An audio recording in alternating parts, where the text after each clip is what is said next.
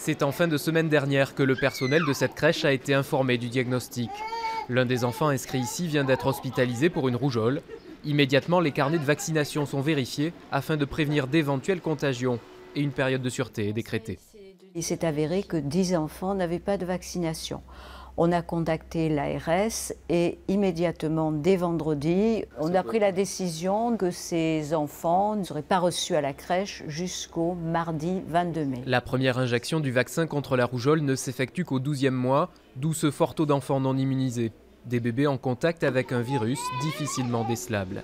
La phase d'incubation dure en moyenne 10 à 12 jours, avec ensuite une phase dite d'invasion qui va durer à peu près 5 jours, où on va avoir l'apparition d'une fièvre, d'une rhinite, une conjonctivite et une toux. Le diagnostic va être évoqué surtout au moment de l'éruption et déjà l'enfant est contagieux depuis au moins 5 jours.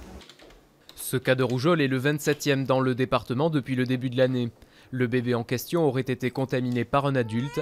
L'occasion pour les pédiatres de rappeler l'importance de la vaccination contre cette maladie dont les conséquences peuvent être graves. Cette rougeole est une pathologie qui donne beaucoup de température, qui donne des complications respiratoires. On peut avoir une pathologie qu'on appelle une dilatation des bronches qu'on va garder toute la vie. Et une fois sur 1000, des cas d'encéphalite. Et dans ces 1 sur 1000, il y a 20% de décès. Le bébé périgourdin va bien et il est sorti de l'hôpital. Chaque année, 2500 personnes déclarent la rougeole en France.